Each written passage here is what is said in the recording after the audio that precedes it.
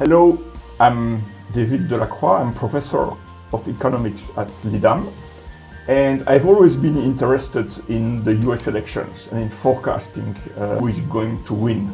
Now we are 9 months ahead of the next presidential elections, and I think it's time to have a look at what we know.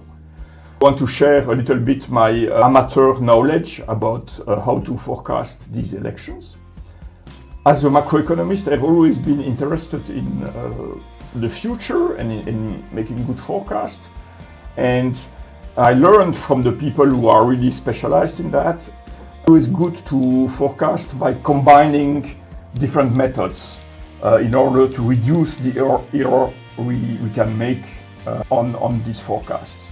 So about the US elections, there is a very nice website called Pollyvote. So Polly, it's the name of a parrot, vote.com. Provides some forecasts that I would like to explain you today.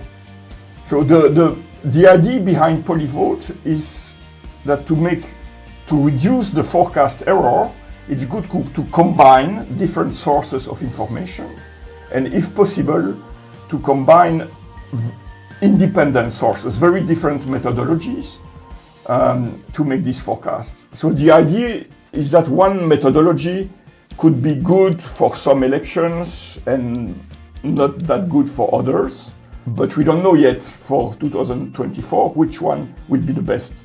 So hence this idea of combining them. So let's have a look at the website of Pollyvote. So it's changing every day. So you see here last update February 1, so it was updated this night. And you see on the first table the different elements that will be combined to make a forecast. Let's focus on the popular vote, so the second column for president, which aims at forecasting what is the share of votes that both Biden and Trump will gain. Then each line corresponds to a different source of information. And you see that the method will combine essentially 4 things. The first one, it's polls, which is usually what people look at. And for the moment, there is just one poll that is providing some numbers, which comes from Real Clear Politics. You can click there to have more information. And these polls, they give the advantage to the Republican, so to Trump. Next, you have expectations. And there are 2 types of expectations. So first, expert judgment. That means putting a set of experts around the table and asking them what's their forecast about the election. And for the moment, you see it's blank. So they do not have results from these. The moment, you see the second way to measure expectations, it's to look at betting markets. Go to an electronic market and bet on either Trump or Biden and make money if you make the right choice once the election is done. And so these betting markets, for the moment, they say that Biden is going to win the popular vote.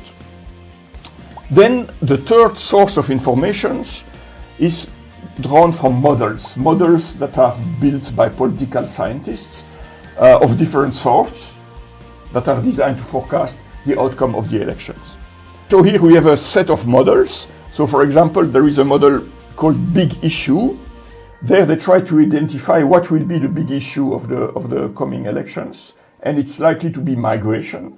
And on migration, Trump is really the favorite. If it's migration the topic, it will play in favor of Trump. 4 years ago it was COVID, the big issue, which played in favor of Biden.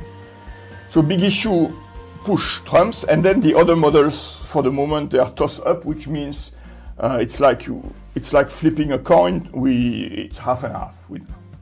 And then they combine all those sources with a naive forecast based on the past.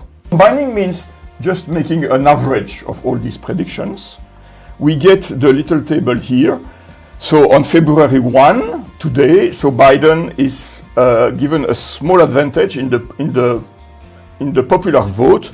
Now, you know that the elections in the US are not based on the popular vote.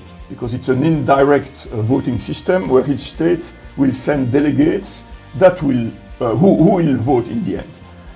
With 50.6, it's very unlikely that it's enough for Biden to win the elections, because the allocation of delegates to the state is slightly biased in favor of Republican states, which are usually less populated and so have more delegates per person. 8 years ago, Hillary Clinton got 51% of the popular vote, but lost the election. So for the moment, I would say it's bad news for Joe Biden. There is still 9 months to go before the elections. Many things could happen.